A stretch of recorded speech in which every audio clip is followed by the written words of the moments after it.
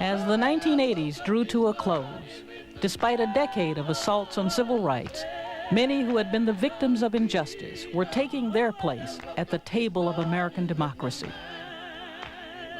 An African American became governor of Virginia. More than 6,500 black officials were elected throughout America. New constituencies had won political power. These victories are a tribute to the many who devoted their lives to the pursuit of justice and to those who gave their lives in the struggle. For the past 4 decades, a coalition now representing 185 national organizations has spoken with a common voice for justice and freedom. That coalition is the Leadership Conference on Civil Rights.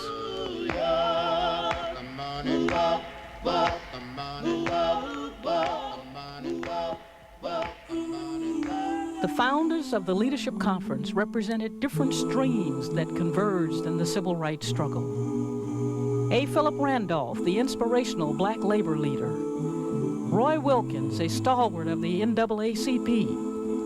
And Arnold Aronson, a strong force in the nation's religious community. There had been no civil rights legislation in this century. The conditions were, of course, deplorable. Segregation was the law in a dozen states and was the practice in all of the others.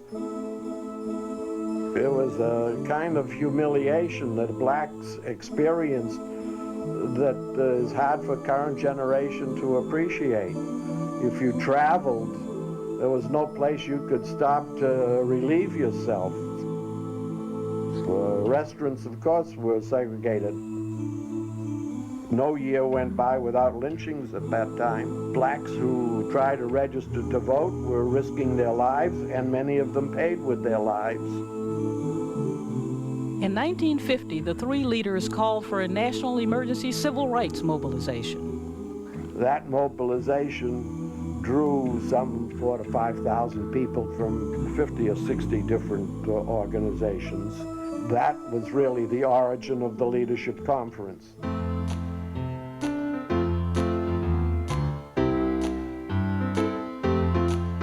Soon the pace of history accelerated.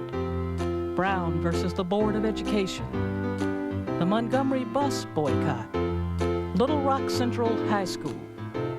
But in Washington, the pace of progress was painfully slow. Then in 1957, thanks in part to the persistence of the Leadership Conference, Congress passed the first civil rights law since 1875. The 60s gave birth to a new spirit of change, the Freedom Riders. The sit-ins, and a new administration in Washington.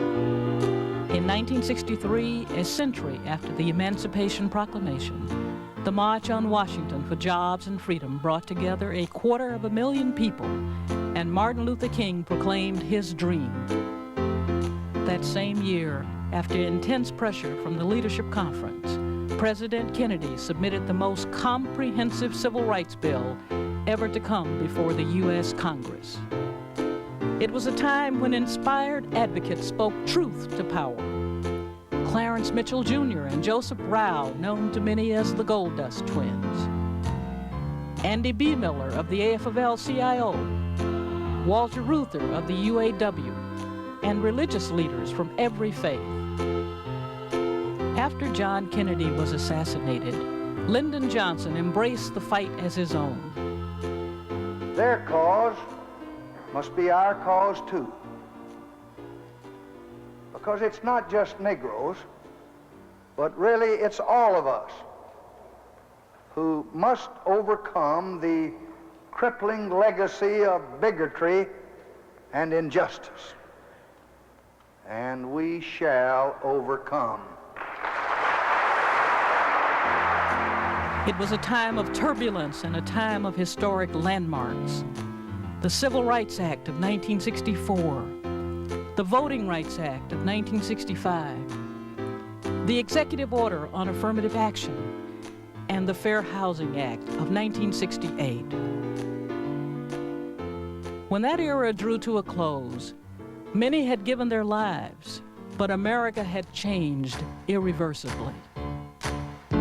Many groups took a look at the civil rights gains of the late 50s and 60s for Black Americans, saw the real incremental change for civil rights that resulted in a revolution. In 1969, a new administration took office, elected by a nation that seemed wary of social change. In spite of indifference from the White House, the Civil Rights Coalition kept on fighting and winning. The Senate rejected Haynsworth and Carswell, two Supreme Court nominees with records of hostility to civil rights. Groups such as women and the disabled, Hispanics, and older Americans had some astonishing civil rights victories in the 70s. We won extension of the Voting Rights Act, new protections for Hispanic voters, prohibitions against sex discrimination in education and housing and in credit, and significant civil rights were extended to disabled people under Section 504. The Leadership Conference also worked with federal agencies to ensure that laws once passed were actually enforced, and to provide jobs and housing and school opportunities to those who had suffered discrimination. When America once again had a president who spoke passionately of civil rights, more blacks, women, and Hispanics than ever before were appointed to positions of power in the federal government. It was at that hopeful moment near the end of the 70s when Senator Hubert Humphrey, the grand old warrior for human rights, ailing but full of fire, reminded us that there are no lasting victories. His message was prophetic. In 1981, the Reagan Administration came to Washington, determined to refight the battles of the past.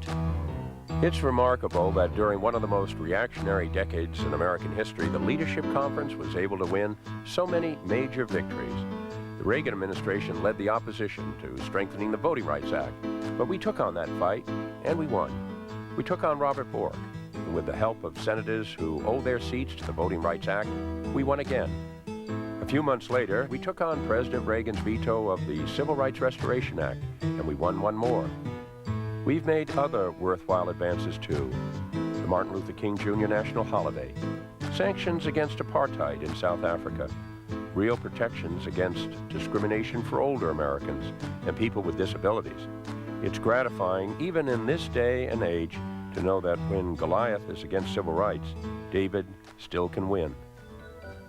A. Philip Randolph once said, "Freedom is never granted, it is won. Justice is never given, it is exacted. The struggle must be continuous, for freedom is never a final fact." And so, as the 1990s began, the need for coalition was stronger than ever. The nation's highest court, once the last resort for victims of injustice, had issued a series of decisions overturning decades of precedents in civil rights. The task of the Leadership Conference in this decade is a formidable one, and our agenda is quite long. First, we must pass the Civil Rights Act of 1990 to restore the rights the Supreme Court overturned. Secondly, we've got to pass the Americans with Disabilities Act. Most of all, we must address the unfinished agenda of economic justice. The Leadership Conference was a stroke of genius. We're separate and we're different, and in those differences lie our strength. We have struggled together. Many of our victories would not have been accomplished without the Leadership Conference, and for that I'm grateful. What the founders gave us was a message, and it's a message that we'll continue to follow, and that message is, walk together, children. Keep them there.